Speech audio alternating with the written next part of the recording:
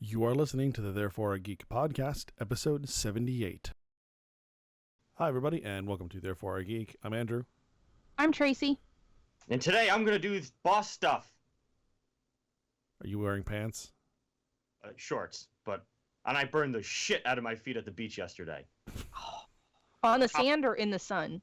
In the sun. The tops of my feet are lobster red right now. Everything else is fine. It's just the top of my feet. Just ow. Yeah, and I had two shows where I was wearing dress shoes yesterday. I did late show and early and late show at the Palace, and by second show Saturday, shit was getting tingly, in a bad way. Ooh.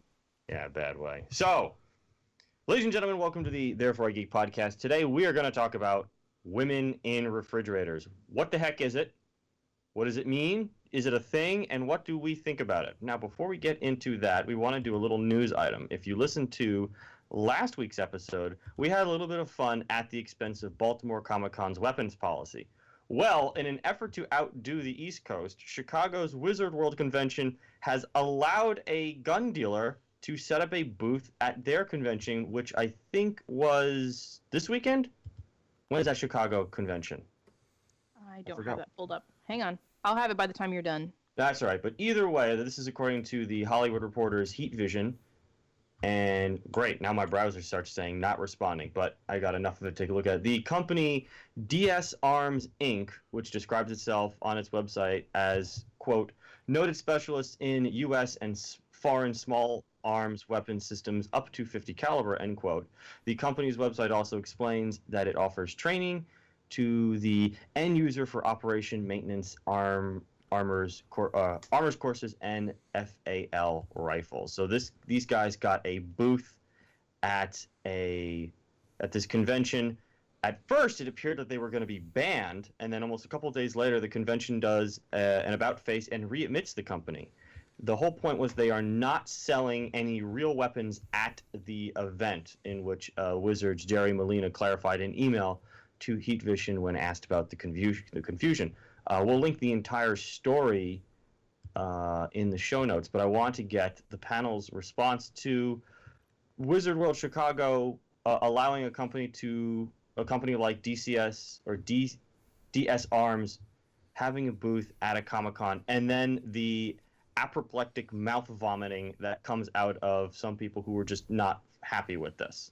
Yeah, this is happening this weekend, and actually I just read, now you can decide for yourself on the veracity of this particular website, but a website called bearingarms.com just pointed out that their booth was up for about an hour and a half and then was taken down by con people.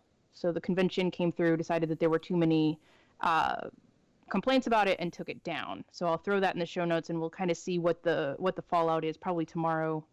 Monday or Tuesday, when this podcast actually goes live, we'll find out a little more information about that. So I don't think it's cool, but Andrew, go ahead. I think for one, if that's what the convention's okay with it, then these people, basically the convention has the right to make up its own rules as to what they will and won't allow. I think I do think, like you mentioned, it's really humorous. This comes on the heels of Baltimore banning, basically everything up to and including Q-tips. Yeah, good point. And I mean, yeah, I think you're right. People are just grossly overreacting, I think. Is this something I would personally want at a convention? No. But then again, I don't just because it's there doesn't mean I have to patronize the booth. Right.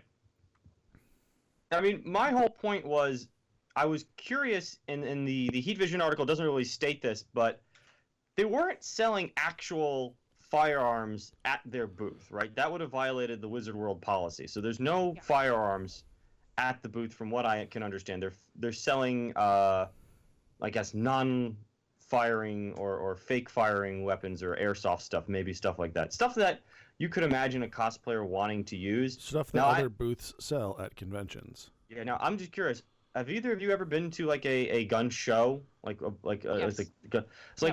I have two. We have one out here called Crossroads of the West. They're a very well regulated, safe environment. Like the way they have these weapons, roped down with steel line and the the ammo is in an entirely different area, kept away from it. Like, it didn't bother me one bit.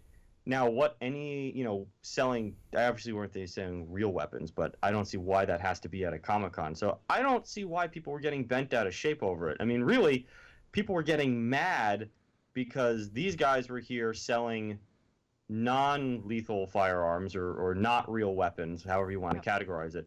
And people were mad because they also, at their other locations or at other times, sell actual firearms. Right. Well, they were taking applications, so there's a waiting period, of course, and so they were taking applications to purchase real firearms, so that was happening at the booth, and they were also had a special Comic-Con, a Comic-Con special on their gun safety courses, and apparently there was a big outcry about that, which is bizarre to me from a group that supposedly really wants to regulate how safe guns are and how much, how making sure that people that don't know how to use them don't get their hands on them. And the thing that bothers me, if this is inaccurate, and this actually went up on Friday, this little article that I just was talking about, and again, it'll be in the show notes. If Wizard World told them they couldn't, then told them that they could, they set up the booth, and then they just decided to come through 2 hours later and take them down because there was someone at the convention that was uncomfortable, then it's not the convention. And while I agree with you, Andrew, they can make whatever rules they want. But to go back and forth 3 times on whether or not these guys are actually allowed to set up a booth there, especially given that they weren't selling live ammunition, they weren't selling live weapons. What in the world? This is bizarre to me. Well, and again, like I said, they can make up whatever rules they want, but, and this is something in general I demand, have some level of internal consistency. Either allow them or don't allow them, but don't go back and forth. That's just kind of a dick move. Yeah, I think they just underestimated the screaming fits that some people were going to have, because if you just certainly, I think it's just, if you just say the word guns, or I don't like guns, or I do like guns, any kind of combination thereof, people are going to just lose all their bananas all Never at the mind same time. There are Deadpools walking around with massive replica guns all the time. All the time, yeah. And like, everyone there is reading comic books where people are getting shot in their pages. We're literally about to talk about that in this podcast, about how much violence there is in comics. Well, and I was gonna say, you talk about, you mentioned just talking about guns, people losing their minds. The Twitter responses have been just, stupid is not the right word, because it doesn't. Stupid is several orders of magnitude less than what we're getting. This is like someone who cut their head open, threw their brain out, and then started to rip their clothes off and run around defecating, screaming, guns kill people, or something like that. I mean, that's really the level of intelligence we were dealing with some of the Twitter responses. Yeah, there's one group, and I've seen their stuff before. It's a comic website called the Outhousers, who in general I think are fairly stupid. Straight up, they're just very, very extreme views on anything, and if you don't conform to what they believe, then you're terrible and horrible and the scum of the earth, and a bigot and a racist and a sexist and etc. Yeah. To quote Ben Affleck, it's gross, it's racist. Right, but that we're talking about not even selling guns, but it's a company who does sell guns legally. In addition to other things, which they're allowed to do. Right, but that's what my point. Like, this is something they are wholly allowed to do by law, right, protected by the Constitution. And they're comparing, the Outhousers start comparing them to human trafficking, forced genital mutilation, and then oddly enough throwing poisonous snakes at people. Like, I didn't realize that was like a, on the same par, but like, you got, 2 things that are highly illegal and horribly detrimental to society, comparing to the legal sale of arms. Oh yeah, just run down the real quick things that they say so people understand. And so they talk about wanting to set up booths for promoting human trafficking, performing genital mutilations at their booth, saying they were going to set up a booth for that. Don't forget to stop by our booth at Wizard World Chicago, where we'll be tossing live poisonous snakes at people. And then this stupid hashtag gun-free Comic-Con. I mean, it's just apparent that these. Oh, the other one they brought up is men's rights. Oh yeah, someone else brought up. How about a men's rights booth? Which we mentioned before recording. I feel like you and I have seen that before. maybe I just don't remember. I mean, look, there's plenty of really dumb booths at Comic Cons. Right. Just everyone wants to get on it, and I get it. It's just a great way to get your name out in front of thousands and thousands of people. So fantastic. But yeah, you're right. I mean, a right to own a weapon does not analogize to forcing human beings into sex work or chopping their genitals up or attacking people with snakes. This is just stop. Stop. I'm completely floored. The fact that they're equating people who legally do this, legally, to people who are committing, heinous violence against other people. Heinous violence, things that depending on the scale, are considered crimes against humanity. Literally outlawed internationally by the Geneva Convention. The worst things we can do as human beings. I mean, there just isn't a comparison, and the fact that they're making that they're at least attempting to, is somewhat disturbing. Yeah, and I find it a little unfortunate that Wizard World ended up giving into what I think of as sort of a regressive terrorism. It's unfortunate, and again, like Andrew stated at the beginning, they can do whatever they want, but internal consistency is key. And honestly, why are we negotiating with these people? I don't know. We do not negotiate with terrorists. God damn it. We shouldn't. All right. Well, that being said, now that we've got that out of the way, and I'm sure we'll engender some sort of mouth vomiting from other people, let's get right into the main topic today. Is going to be woman in refrigerators tropes. Now, for those who don't know, this was a term coined by comic book writer Gail Simone in the late 90s. I believe 1999 is when her website went live.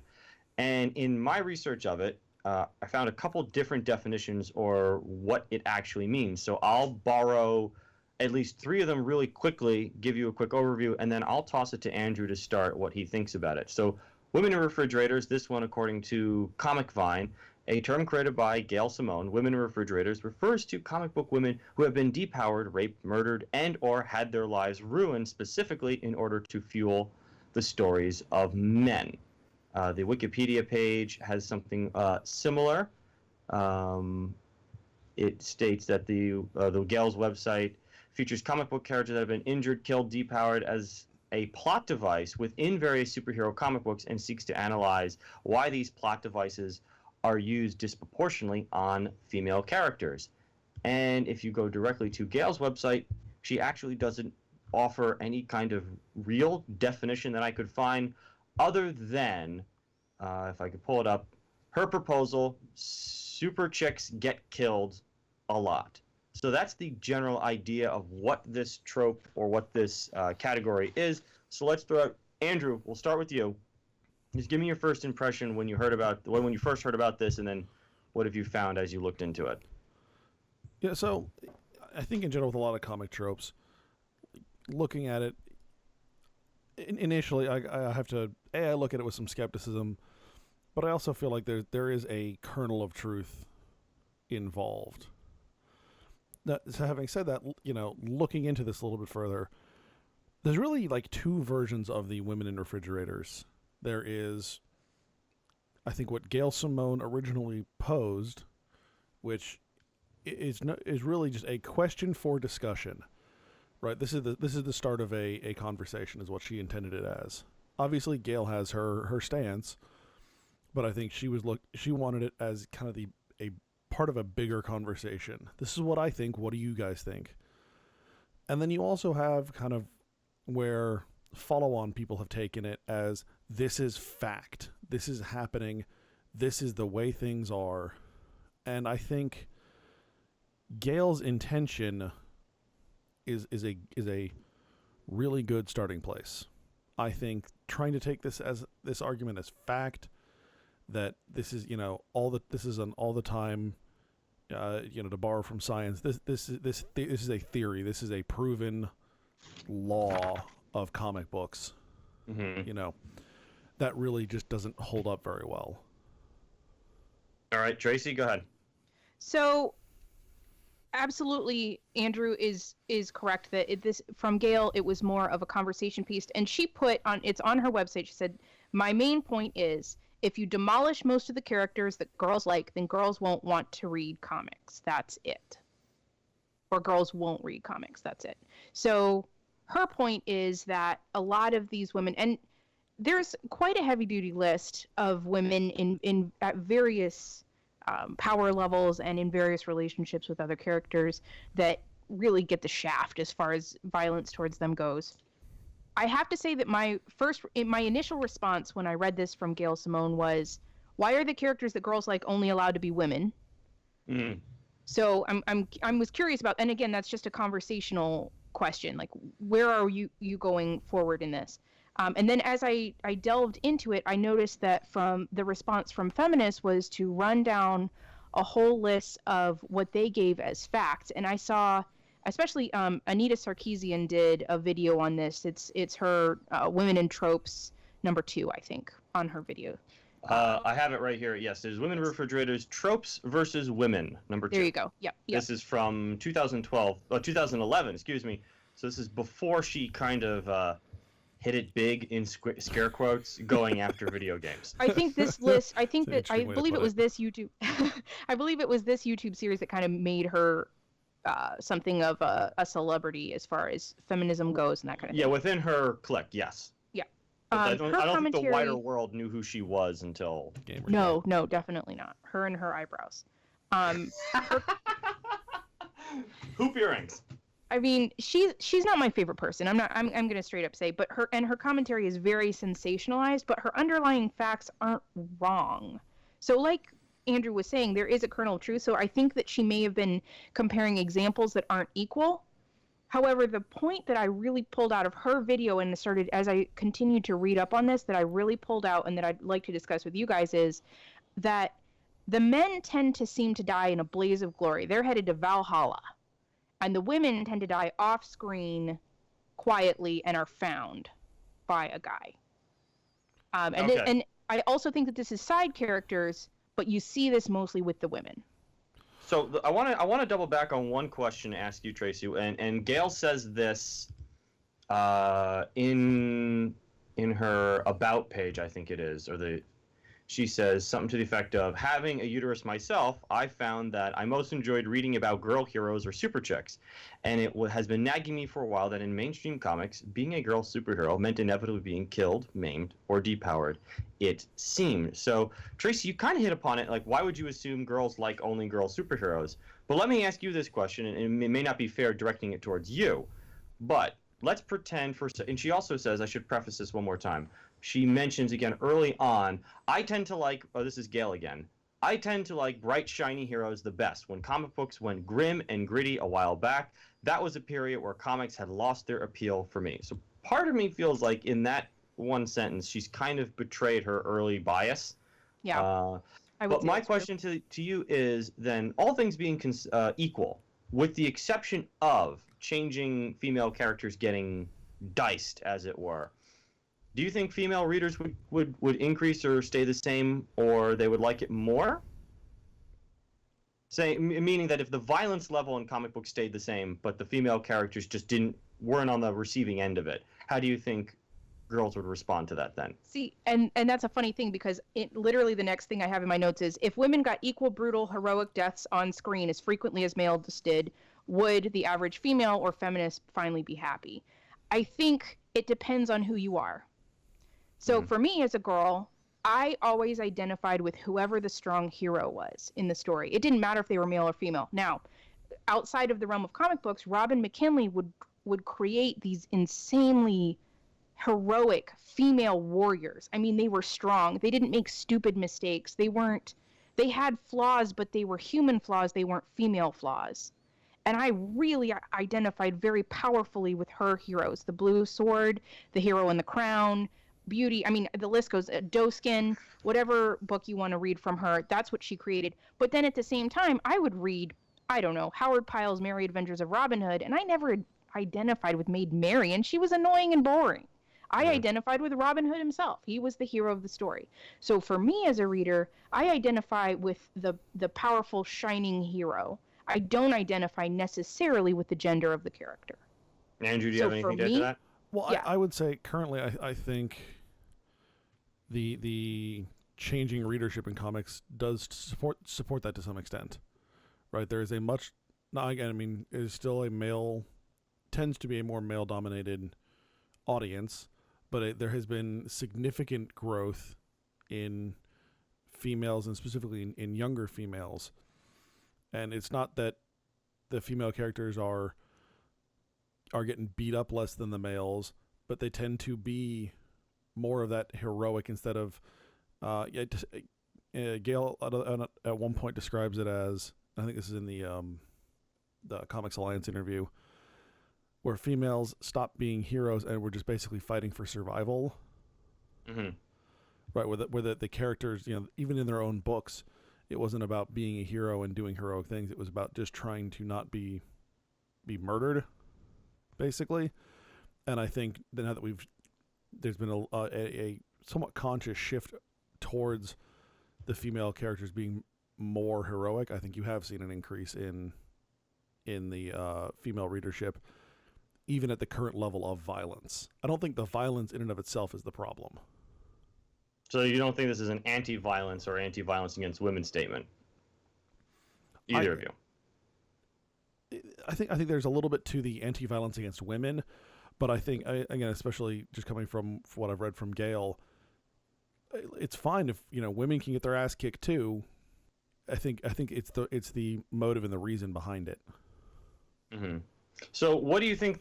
Let's go back to Andrew then. So what do you think the harm is, if any? If the motive and reason is these female characters are getting wiped out, be they superheroes or not, and that's another distinction I think should be made, is in the original Women in Refrigerators, she clearly says super chicks. However, as Tracy points out, when people take it as fact that this is true, they added a bunch of ancillary non-hero, non-combatant characters. So let's, for now, just stick with the superheroes and ignore the non-combatants. We can come back to them later if you want. Right. But I was just curious what your... Go ahead. Oh, I was gonna say it's funny you mentioned, because the two that people tend to point to most are Gwen Stacy and Alex DeWitt. Green Lantern's girlfriend, and yeah, like you said, those are both not heroes, non-combatants. Mm-hmm. Right, they're non-combatant. So I don't even think for now we shouldn't even talk about it. But my question is, do you think there's a harm there? Do you think, when I first heard this, and actually the first person that brought it to my mind was into my field was I saw the Nita Sarkeesian video.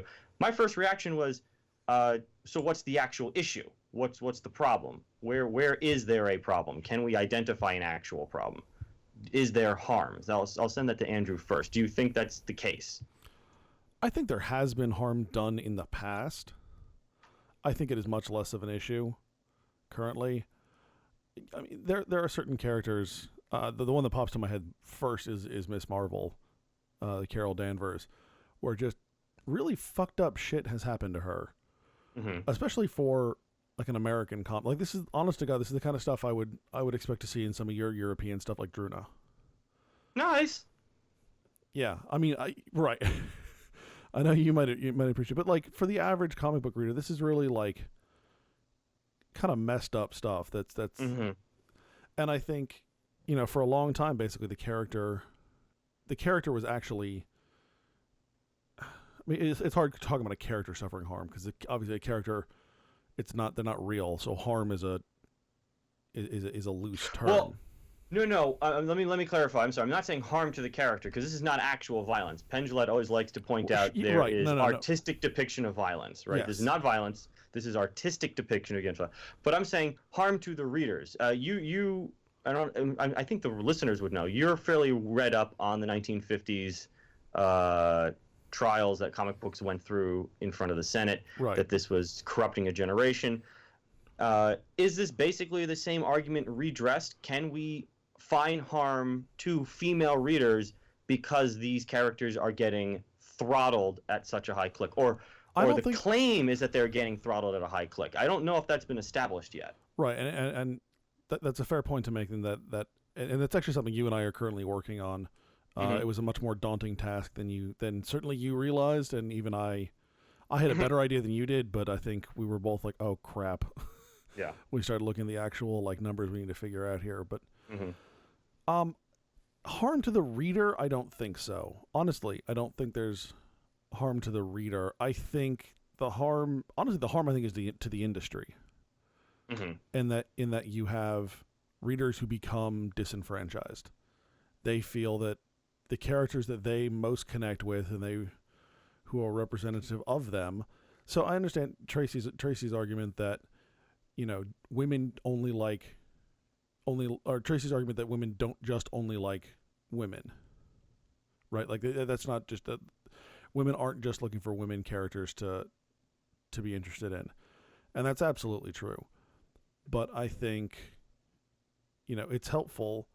You tend to relate to people who look like you, who act like, So when you start removing those characters, or really terrible things keep happening to those characters, you say, well, kind of what's the point?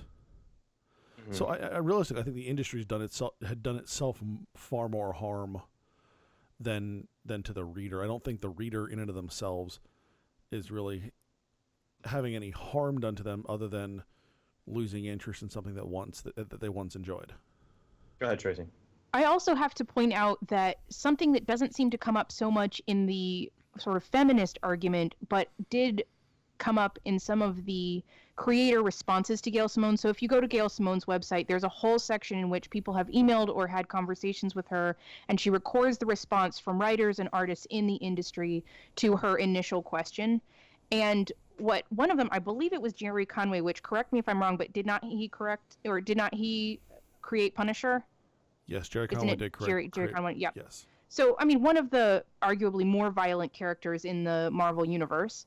Especially Punisher Max. Holy shit. Right. Love so he points out that you should not underestimate the power of lazy writing.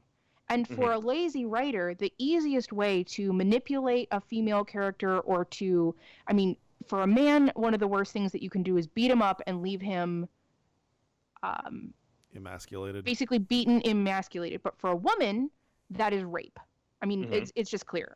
That's the answer. So for a lazy writer, you're going to go straight for the jugular. You're going to go straight for the very worst. If you want to develop a character, you're going to go for the worst, which for a woman is rape. So you're going to see female characters in poor writing raped. And I thought, now that's an interesting point. And this feeds directly into what Andrew just said, that it's doing harm to the industry. So here's what's interesting about this, and I had this conversation with a friend of mine earlier, is a friend of mine had brought up that it's not necessarily a sexism problem, but a lazy writing problem. And as someone who does not read mainstream comics much at all, I kind of had to analyze this from a very different direction. And I think we'll get into it later. Fans of Marvel and DC might get stuck in the details and not be able to pull back and see the broader arguments or semi-arguments. I don't even think we've got something you can call an argument. But if you're telling me that comic book writers are lazy or unimaginative in certain story aspects, I mean, really stop the presses. This is not something that needs to be sung from the highest mountaintops, because I think most of us knew this already. Most of us already knew that this is not the pinnacle of the American No, novel. This is not surprising. It's like, this is like, oh, okay. Well, no, but I think you need to look at that within the industry in terms of, right, nobody's comparing kind of a science fiction novel of this point, nobody compares pulp novels to Shakespeare, but there's good pulp novels and there's bad pulp novels. Yeah. Right, there's good comics and there's bad comics, and you can have the intermediate.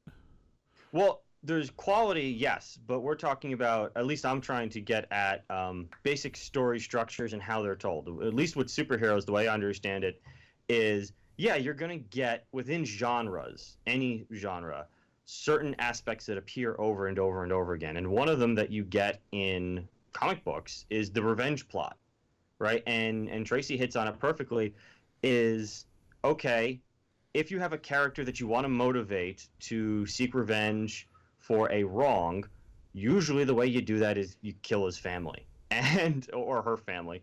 And we can go down a litany of characters that have happened to. And as she said, the worst thing you do to a male character is beat him up and take everything away from him. And that all of a sudden becomes the character's motivation. And if it's bad enough, the reader goes along with, oh yeah, that was pretty bad. I'd become a superhero too. If it's less than that, and I guess we'll start with Tracy on this one. If it's less than that, then what's the point? How do you then motivate a character? Well, the point is agency. Each character has in human life, we all do not have any real power over what happens to us.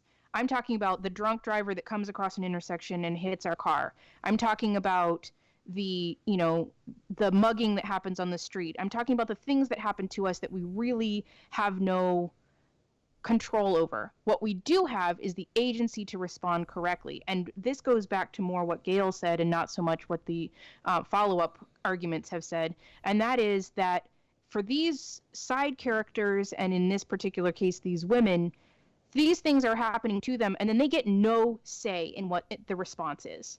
It's all to motivate another character, usually a male character. So if you're a good writer, you've got a sort of this webbing of responses. So the person that it was enacted on responds unless they're dead. And then you have the main character that interacts with that. And then you have, the bad guy, whoever perpetrated the wrong. And so you've got all of this agency, these individual people responding to what happened. But a lazy writer or a poor writer, or in some cases, someone who's just sort of following a trend of writing, all they do is have a single person's response to it. So that would be my response, that you need to make sure that all of your characters, and this just goes back to good writing, make sure that all of your characters have some kind of response. Not because I think that that's a feminist thing, I just think that's a good writing thing.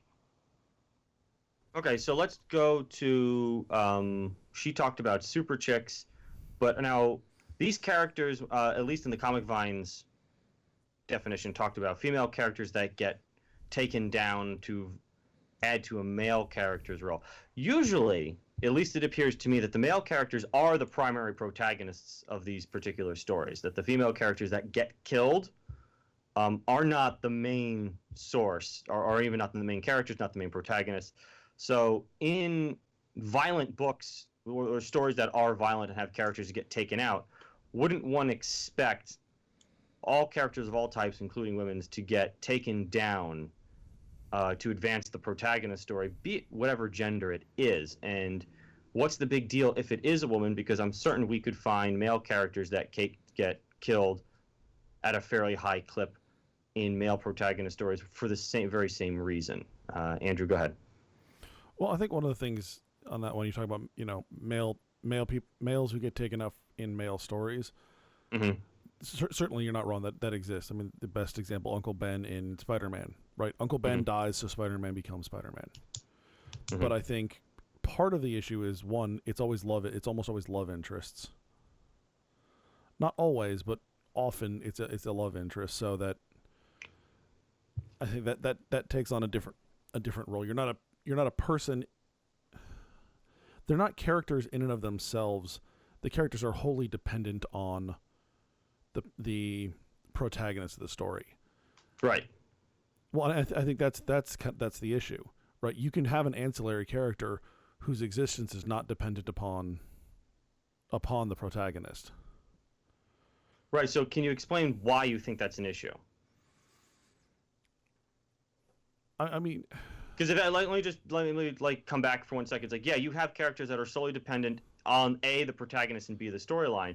And in order to move a storyline forward, if you want a violent storyline, you're going to have to kill a few characters. So you will create characters for the sole purpose of killing them, because that's what your story entails. So my question then is, why is that a problem, if it is a problem? I mean, in general, Tracy, in general, I kind of take issue with that. And again, I don't know if it's lazy storytelling, but if I'm sitting here, so like when we saw Suicide Squad, mm-hmm. right? Slipknot was there to die. Yep. Right. You and I both said, why the fuck was the character there in the first place? Mm-hmm. Right. It's the same thing, except in this argument, it's primarily female love interests. Mm-hmm. Right. You can have characters can exist kind of to die, but if literally all they're there in the story to, like, if their only contribution to the story is dying, why are they there? Well, I mean, isn't that it? I mean, we can like it or not, but can't a character's purpose be there to be killed? Let's take, I mean, Red Viper from Game of Thrones. I think when we first chatted about taking on this topic, it felt like his purpose in that storyline was to get his head crushed in Game of Thrones so Tyrion can go east. That was we had to get him to go east to expand his story, so that's why Red Viper had to lose that fight. So if they are designed for that purpose, I don't see that as a problem. Andrew, or Tracy, do you want to pick that up? Or I feel that again with the Red Viper, the character added more than just dying. That's what I was going to say. He had his own additional purpose for living. I mean, right. You could almost say that his sister was there just to die. Right. He was there to avenge his sister. He had a reason for doing what he was doing. Yes, he was in the plot to die. Mm-hmm. But there was more to him than just, I'm here and squish. Mm-hmm. Yes, and very well said. Oftentimes, that ends up being, especially with, less with the female superheroes, and more with the ancillary characters. So Alex DeWitt was introduced and then killed 4 issues later. Mm-hmm. Right? I mean, I don't think anyone cared about the character other than, hey, we're killing Green Lantern. You know, people care about her now more because of the women in refrigerators idea than they ever would have cared about her as an actual character. But her sole purpose was to be introduced and then die. Right? She brought nothing else to the story, and I think that's where I have an issue. I have no problem with killing off characters. I mean, I may be sad because I like characters. You know, if they kill off someone I like, but I have no problem killing someone off if they've done more than just stand there waiting to die. Good. And Tracy, you want to add to that? Because I think what we're going to do next now is actually really... Next, we're going to start killing people off. Yeah, we should. I mean, look... We're going to start killing people off and see what happens. Yeah, I mean, Tracy, I want you just to add to any... or come back on any of that, because I think the next thing I want to jump into is even if this women refrigerators thing actually exists, because I've spotted 2 very big problems with it. But go ahead. If you want to add anything. One of the things that I do want to add is just that Jerry Conway also mentioned that there has been a significant uptick in the level of violence in comic books, and he attributes it, to the increase in violence in other forms of entertainment as well, in video games and comic books. I am not saying that violence in entertainment begets violence in real life. I am saying that one form of entertainment becomes more violent and it sort of trickles into other forms. Mm-hmm. Society as a whole is very desensitized to artistic depictions of violence in entertainment, and not in my opinion, not in a little part because MPA ratings move more based on sexual content and literally the number of some specific expletives than the amount of violence in a movie. So sure. I think that overall what type of violence happens has increased, and I think that it really would behoove a lot of comic artists to move beyond the death of a family member, rape of a female, in order to motivate their characters. There are other things that can push you over the edge. Well, so okay. One last. Well, can you just name like 2 before you do that? I just want. She brought it up. There are more things. Give me a couple examples. Of what can? Of Would you just other just, types? yeah, other just give me a couple examples. Yeah. I mean, it can be big things in that. It could be something as small as a character looks around and decides they want a better life. It could be a freaking spider bite. It could be a car accident where nobody dies that was enacted on them. They could perpetrate some type of violence. They could, there could be some kind of a wreck where they suddenly realize that they themselves are a terrible person and need to shape up. I mean, there are lots of things that happen in an average human's life that make them change. And I think that it would be really nice to explore some of those things. Oh, yeah, I was going to say, I mean, there are more things that would be described as a quote-unquote come-to-Jesus moment than just rape and death. Yes. Right. There are more, but can you think of any that are more dramatic or more shocking? But at the same time, why do we have to go to the extreme? Because that doesn't happen in real life. No, it doesn't. But if that's the kind of book you want to write, well, sure. So again, I think there's a little bit of an assumption here that you have to go to the extreme every time, right? I think that's part of the argument is that at least the theory is, the thought is that writers are constantly going to the extreme with these characters, Mhm. right? You can motivate the characters without going to the absolute utmost. I mean, yeah, sure, that is No, you sometimes certainly can. Yes, that's true. that You is are allowed sometimes to. that is sometimes required, right? I mean, Mhm. rape, murdered, yeah, the whole night, like that is sometimes required, but not all the time. And I think that's the point that people are trying to make, is that Mhm. that we tend to be swinging very far. The pendulum's going really far for something that doesn't need nearly that much momentum.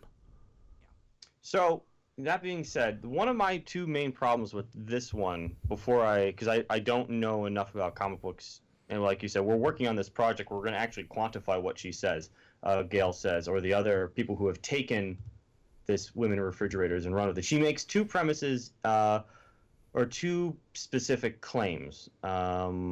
One, she says the percentages are off. If there are 50 major female superheroes and 40 of them get killed, maimed, or depowered, that's more significant numerically than if 40 male characters get killed, since there are many times more that total. And B, I can't quite shake the feeling that male characters tend to die differently than female ones, kind of echoing what Tracy said early on. Now, I haven't any way of knowing whether the second premise is true or not. We're just guessing at this point. We don't know if that's the case or not. These female characters are not dying heroically, are dying off panel, versus the number of male characters that are or aren't. There was no way of quantifying that at all, that at least that I could find. It was just kind of an assumption with a few examples. The other one was the percentage of major female superheroes killed vice their number. In other words, that, yeah, even if the percentages are the same, let's say 50% of major female superheroes are killed and 50% of male superheroes are killed, by volume, the female numbers would still be higher because there's so few of them. That's another thing we can't substantiate. We just don't know. In her list, she doesn't offer, and she offers about 111 characters that have been killed, maimed, raped, burned up, or depowered, but we don't have the number of female characters total. Let's start with Tracy. Does that kind of at least get you to start questioning this a little bit, that, could this premise necessarily not be the case? Might just be an assumption, a gut instinct, without having any hard numbers to check? My gut instinct is that this is an actual issue. The idea that characters without agency are created and killed off just in order, or maimed, raped, whatever. Violence is done to them just in order to progress the storyline without adding anything else. Yeah, I'm pretty sure that that's the case. I mean, just over the course of almost 30 years of taking in entertainment. Yeah, it really does happen. But again, for me, the big thing, the point that Anita pointed out, and I have to say that I agree with, is that I want these characters, if they really have any true agency in the story, for the superheroines, I want their death on screen. Like one of the ones that they pointed out was Mr. Miracle's wife, Big Berta, Big Barda. something, Big Barda. How she didn't go out in a blaze of glory. This is not Boromir dying with 3 arrows in his chest protecting the hobbits. She just is on the kitchen floor and her husband comes home and finds her. Really, I want the bright shining hero. I don't care if it's female, I don't care if it's male, but if she's going to be the hero of her own story, let her die especially if it's against bad guys, let her at least, give her the respect to show it happen. I took notes on Big Barda just since you brought it up. So Big Barda, character created in 1971, she's killed in 2008 in a series called Death of the New Gods. She's not the main character of that story, and from my understanding of it, she's not. And a ton of new gods are wiped out, many of them male, many of them female, many of them off panel. Some are just given mention, some are never shown, and she comes back. It's in the wiki list that we've referenced. Yeah, she does come back. Yes, she comes back 2 issues later. Yeah. So I don't Still, know. though, I mean, if you say so, but that's okay. Andrew, do you have anything? So I would agree. I would agree with dude, I would agree with you on the first part. I think the statistics probably aren't going to back this up very, very dramatically. There might be a slight imbalance, but it's not. I don't think it's anywhere near what we think it is. Especially in the almost 20 years since Gail made this first started this, things have changed a lot. And even at the time, That is a good point. Even at the time, I don't know, and that's actually something we're looking at, is how 1999 compares to 2016. I don't think the numbers are quite as dramatic as they're made out to be. I mean, that's just my gut feel. Actually, one of her responses, Fabian Nasia, I think, I can never get that guy's last name right. It's one of the guys who co-created Deadpool. He basically says, "Hey, where's your statistics? Where's your numbers? Like, you come back to me with numbers and we can talk." Right, and that's my second problem with this, is that she produced. So the first one is, where does she say it? I'm trying to stick with what Gail says. I don't want to go into the weeds of what some of the feminists are saying, because I don't. It's a different argument altogether. They're two completely different arguments. One assumes the conclusion that women in refrigerators exists, and that runs the risk of doing the fallacy, begging the question, because we haven't established whether it's real or not. So for those who don't know, it's the second paragraph under the response from creators. Okay. It talks about 50 major female superheroes and 40 of them killed. Right, but she says somewhere, and I don't remember where. I think it might have been in the Comics Alliance interview. She was basically asking the question: why is it okay to kill female superheroes at such a high click? And my basic point is, I hope it's actually that same section. Same section, okay. Yeah, to quote, "It got me wondering, honestly, why was it okay, or even encouraged somewhat, to kill women more than men statistically?" Right. So there's yes, I see it now. So the problem is we haven't established that, and that runs the risk of the begging the question fallacy. And for those who don't know it, it's a fallacy form of arguing which one assumes that one claims. Oh, excuse me. Let me start again.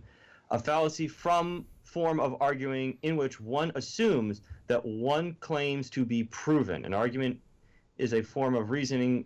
Oh, well, we already know an argument. But basically, it's an assumed conclusion. She's assumed that that's the case. We don't know that. And the other problem I have with it is the Texas sharpshooter fallacy, which we've brought up before, is she writes up a list of 111 female characters that have been injured in all sorts of ways, with no comparison to the number of female characters that are ever created and are still alive versus male characters that have been created, killed, or have never been killed. So I don't know if we have a one-to-one comparison to really draw a conclusion. Right, and that's what I'm saying. I think when we do get the one-to-one comparison, I think the numbers won't quite come out as sharply as a lot of people think they will. Addressing the second part, when you're talking about them dying, less heroically or more horrifically, I think there is some weight to that. Yeah, we'll have to. I mean, there might. I could be.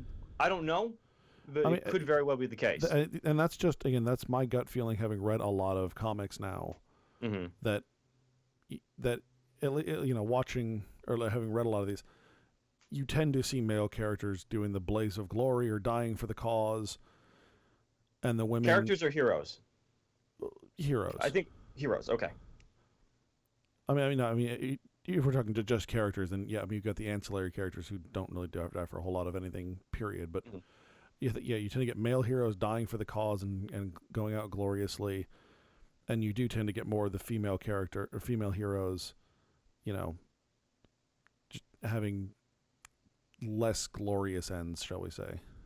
And then again, I mean, that is my opinion, not necessarily backed up by numbers, and that's something we're looking into.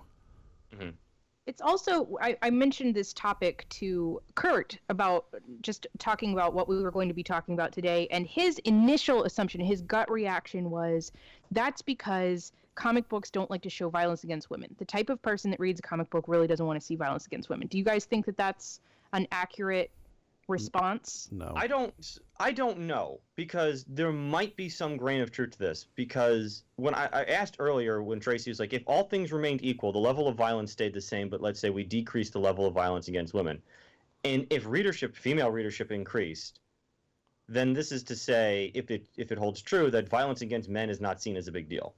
Yet we are fixated on this violence against women thing. Now that might not be the case. It might not be. I don't really know. I mean, me personally, if you're asking me directly, I just like comic books where everyone gets fucked up. I don't really care what they are, or I mean, you're right. You don't have to go to the extreme, but I fucking love it when they do. And those are the kind of books I read. I mean, let's be honest, the extreme can be really cool. Right. Now, Gail, I think I mentioned it earlier, said she didn't care for that. She didn't like that. So you know what? That's dog. You do you. That's you. You don't like that? Well, I'm okay with that too. So I don't know that Gail doesn't like the extremes. I think she's talking about like the 90s when everything got extreme, like the pouches and all the gun. Like I think that's what she's talking about when she's talking about comics she doesn't like. Well, I'll say this much: I mean, we at least started digging through the numbers, and I got through DC characters that have died and stayed dead, and just glancing over it, just looking at the numbers without having charted everything, the vast majority of the characters that died were post 1985. Yes, and then there's a huge spike post like 2000. Yeah, so and I would agree with both of those. It appears, just looking over the numbers when I kind of sorted them out, the beatings continued until morale improved through the 80s. That's really what it looked like. And I'm almost certain that Marvel might be the same thing. But again, I only got a chance to dig into DC. So I would suspect, and part of that is, the comic industry has been around for pushing 80 years now. Yeah. And trying to keep readership involved, especially, guys since the 60s, comics have had a real hard time kind of pulling in new readership, and they've acknowledged as much in the last few years. But since they've had such a hard time, when you get the old curmudgeon, the guys have been reading comics for 20 years or God only knows how long, 20, 30, 40 years, there hits a point where they're like, okay, we've done this before. We've done this 6 times before. And I think that's where we're seeing like that spike in like killing off characters and stuff. Yeah, and then coming back. That was the other thing, is the list that I looked at least that I worked on, was just characters that stayed dead. And there's a separate list of characters coming back. I mean, good God, it was such a big deal when Superman died, but then I found this character called Gog, G-O-G, I think it is. Yep. And doesn't he kill Superman 7 times in one issue?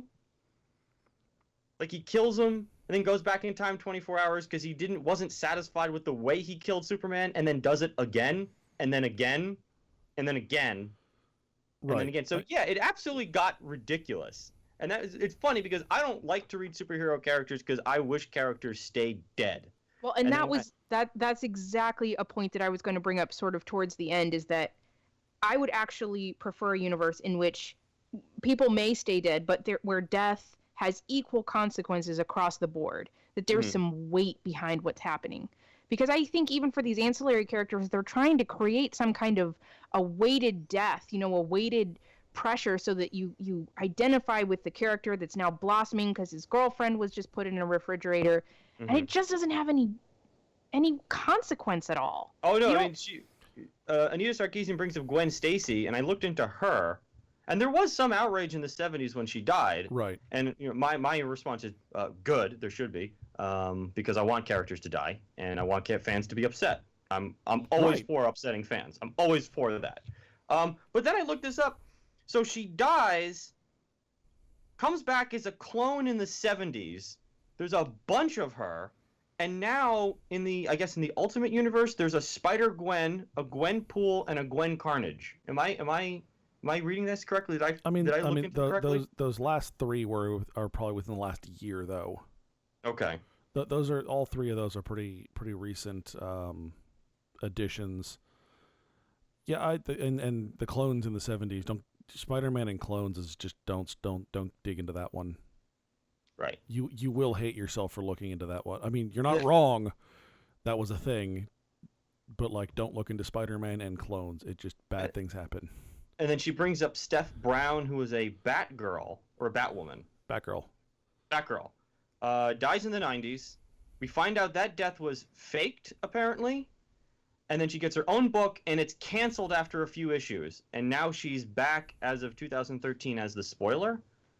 So, I mean, that's kind of my issue is we talk about them as if they're these permanent things, but Tracy brings up superheroes dying in comic books just ain't that big a deal. Because they die and they come back, big deal. And that's certainly that's an entirely separate issue, where the fact that death really has no permanence or consequence anymore. Right, and that feels to me as if, and come back at me if you can with this one, is if we're so worried about female characters being at least killed, because that's the one numbers I have. I don't have numbers on being maimed or depowered, but killed. It's like, yeah, Big Barda died. She came back in 2 issues. Calm down. Yeah, and yes, maybe Steph Brown dies, but it appeared that no one was buying her book because the title was canceled. So that happens too. Sometimes the market just fades out the character. I don't see what. Again, I'm still of the opinion that I don't have any conclusive way to draw a conclusion, but my initial response is, so what's the problem here? Tracy, you want to start with that one? Well, and this just goes back to basically my 2 arguments. The first one is that it doesn't have to be a death and it doesn't have to be a rape in order for the character to be motivated or even to disappear. And the second thing is that this is, I don't know how to say this a little bit stronger than I originally did, but it's just really that the men are dying in a blaze of glory, and so frequently the women just aren't. They're just not given the same treatment. So I'd like to see equal treatment, and I would like to see consequences for what's going on. Okay, I think that's a good final thought. Andrew, do you want to? Any final thoughts? And I'm on actually just kind of curious, and I literally just had this thought. You're talking about the market taking over, and again, I think, the market needs to do what the market's going to do. Mm-hmm. Characters will come and go as they are liked or not liked. I wonder though if there's some element of self-fulfilling prophecy in that, in terms of if you keep killing off these characters, like, oh, I'm going to kill them off and bring them back, kill them off, bring them back. At some point, people go, oh, well, what's the point? Why am I investing my money and my time? Especially because comics are $4 a fucking piece now. Right. Why am I investing my time and money into something they're just going to kill the character off and then bring her back in a dumb way? Oh, that's been one of the reasons why I don't read them. But I don't think it has to do with at least female characters. I mean, what did someone told me this, that Batman had a time machine attached to his heart so that when he died, he would go somewhere else in time and then get reassembled. Was that a thing? Do you remember that? I know I know conceptually what you're referring to, but I don't actually know I don't know like the mechanism. I didn't actually read. Yeah, like Batman coming back in time. He ended up dying and going back in time and coming back. I didn't bother reading that arc, so because it does get goofy. That's the thing. We are talking about a really goofy art form here. Well, it was also after Final Crisis, and I just kind of spent some time staring at the books, going, "Oh, I don't understand." Yo, Superboy Prime destroyed some people. You're thinking Infinite Crisis, and yes. Oh God, whatever. Jesus Christ. Hang on. Final Crisis was written by Grant Morrison. Try wrapping your brain around that. All right. So final thoughts. I guess for me, and we'll tell you guys right now. So I found this really interesting, and I had the same reaction that one of the respondents has, is come back with some serious data, and then we'll talk. So that's what we're working on. Is I found a wiki page, and again, it's an incomplete page, but it actually seems a little more exhaustive than Gail's list of characters that died, when they died, what issue they were killed, and the manner in which they were killed. And then this is for Marvel, NDC, and a few others, but right now I'm just going to focus on the 2 kind of battleships of comic books right now. And then we've got another list of characters that died and came back. So the plan is to actually assess numbers behind some of the claims here, because like Andrew points out earlier, Gail just kind of throws the lore out into the water and just leaves it be, and it kind of mutated and people took it to mean many, many different things without really looking at any kind of numbers. So claims like Tracy was bringing up male characters dying in a blaze of glory versus dying off panel, or with female characters dying. I'd like to put that to the test. I'd like to find out if that's the case. I would love to really And then that. it's what are the body counts? How many major female characters die? How many minor female characters died? Vice the total number that actually exists, or as far as the number of characters killed permanently, what percentage are female? What percentage are male? In a preliminary look, and again, my numbers aren't perfect because there were some Excel blips, but it looks like 60% of the characters that are killed and stay dead are male in some fashion, and it's about 20 the other way. And then there's weird shit in the middle, like I have it broken down by like male, female, non-human males, non-human females, and then one planet. I found one. I found one planet. I thought that was kind of funny. But so Not that was Kathleen, the thing. I'm assuming. No, who was this? What was this guy's name? I can Mogo. pull it up real. Hold on. Zip. Gender. I have it broken up by gender, but I have gender planet. Ranks the sentient planet. Oh, okay. Yeah, it's, Died in 2007. Yeah, it was probably Sinestro Corps, I thought. Yeah, I think he is part of the Sinestro Corps. I have him listed as a villain. Yeah. So we will find this out. I think this would be a good resource because the women in refrigerators list has been cited by a lot of people. But I think my hope here is that we can like put some serious numbers behind it and get some serious conclusions, because one, I'm not 100% convinced this is an issue, and two, so what? I love fucking killing characters and making fans mad. The more the merrier. All right, so Andrew, what are you into? So I discovered a new sitcom called Superstore, and was binge watching that all weekend. Basically, it takes place in like a standard American big box store, so like a Target or a Walmart. Oh, I've heard of this. Is that the one with the cloud-shaped banners in the background and everybody's like really ditzy? Not ditz. Everyone's not really ditzy, but yeah, it's the one with the cloud shape. The store is Yes. called Cloud9. Yes. I've actually seen a bunch of those episodes. It's a freaking hilarious show. Well, especially you and I have both worked in big box stores. I worked at Home Depot for a summer, and you worked in several, to be sure. And so, I mean, there's a lot of, if you've worked in a big box store, you understand. You've seen these people. It's a lot funnier. But yeah, I mean, it's the cast is decent. The woman from Ugly Betty, America Ferrara. Good is one. is one of the leads, and she's pretty good. Yeah, that's a funny show. I like it. Yeah, that's kind of most of it. Been doing I did a lot of housework. We're finally, like, the house is finally starting to recover from like the wedding and everything. So like the kitchen's better, the living room's getting there. My vacuum cleaner is trying to kill itself, But yeah, I mean, that's kind of it. It's been a boring week for me. How about you, Tracy?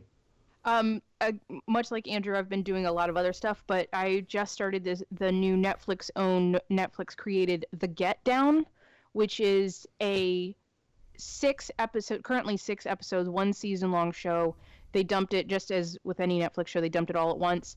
Each episode is an hour and 15 minutes or so it's longer, and it's a group of black kids in 1977 New York City in the Bronx learning to play hip-hop music, learning to spin record tables and stuff. Heard of this.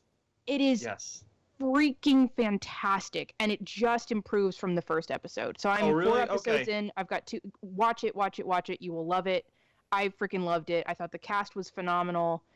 The characters are compelling. They're actually interesting people. Every single person has its own, like, their own. These are some characters that are so fleshed out, and they don't even have to have dialogue to be fleshed out. You know who they are. It's really great. Jaden Smith is in it, which is kind of weird, but he's playing himself. I mean, he's not playing Jaden Smith, but his character is exactly like he is, and his name is Dizzy. No, really, like, his name is Dizzy, and he's. Does he wear a dress? He doesn't, but he's a graffiti artist, and he walks around just saying like weird things that don't make any sense. It's fucking hilarious. Sounds like they just let Jaden Smith walk on set and film. Essentially, yes. Yeah. They put him in a 1970s era outfit, and they were like, "Go, do things." That's funny because I remember I read a small review about it, and it had nothing but bad things to say about the show. I mean, just Really? it just savaged it on every level. I mean, it's not a documentary. So No, I please don't go understand. into it thinking that it's a story. But No, that was the thing. Is this? I forgot where I read it, but this reviewer, just savaged the thing. So that's interesting that you really liked it. Okay, good. That's cool. So I got to see Jason Bourne over the course of the week, and I had never seen any of the other Bourne films, and I like the fact that the CIA and the government are bad guys, but after a while it just got boring, and I just predictable. The only thing I did love about it was Julia Stiles gets fridged, and I fucking loved it. finally, She died. I hate that character. I don't like her as an actress. I don't like the role she picks. I don't like the movies I very rarely like the movies she's in. I don't like her as an actress. I don't like watching her. She gets shot in the back, and I'm so happy that she died. I don't care that she got fridged. Her only purpose in the movie was to die, and I was fine with that, so long as it's Julia Stiles. I just think it's okay. hilarious that they tried knock off Jason Bourne, and that didn't work very well, so they brought the original back. Yeah. It was. I mean, nothing special. And then I saw Arthropoid, the historical espionage thriller about the Czech patriots during World War II that assassinate Reinhard Heydrich, the third in command of Nazi Germany. And that was okay. It was a standard historical thriller drama. That was pretty good. And I just finished had 3 shows this week, and that was all pretty sweet. Big turnout on Thursday, and fucking crushed it. I did my human pretzel bit where you have 4 spectators lay on each other's lap, and you pull the chairs out from under them, or kneel or lean back on each other's lap, and they sitting on chairs. You pull the chairs out from under them, and they stay suspended without the chairs. And apparently, a audience member in the back of the audience that I could not hear from stage did not like it. As the men are leaning back on each other's lap to set up this pretzel, an audience member is going, "Oh, it's getting gay now. Oh, it's getting really gay. This is gay. I wouldn't do this. This is way too gay." And apparently, my partner Baruch is watching this, listening to this guy scream about how gay this is.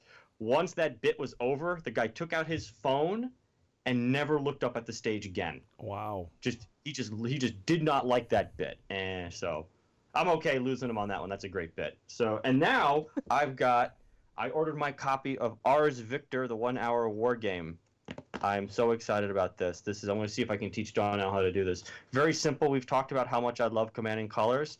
This is kind of a sci-fi futuristic version of Command and Colors, but it's designed for 2 players, and the whole point is that it's a game that you can get done in 60 minutes. Nice. And it's super cool. It's the limited edition. I don't know how many of them are left. I got on Amazon. I cannot wait to open this thing out of it. It's still in the wrappers. It's still great. I can't wait to take it out. Okay. That being said, you guys have been listening to the Therefore I Geek podcast. Once again, I'm the dude. You guys want to do your outro? We don't want to do that? You didn't do the plugs.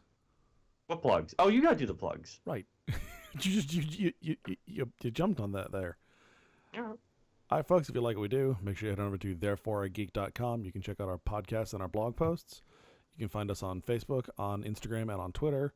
And you can find this podcast and other podcasts like it on iTunes, Stitcher, SoundCloud, and YouTube. Now you want to go? I'm the dude. I'm Tracy. And I'm Andrew, and you've been listening to Therefore I Geek. More refrigerators.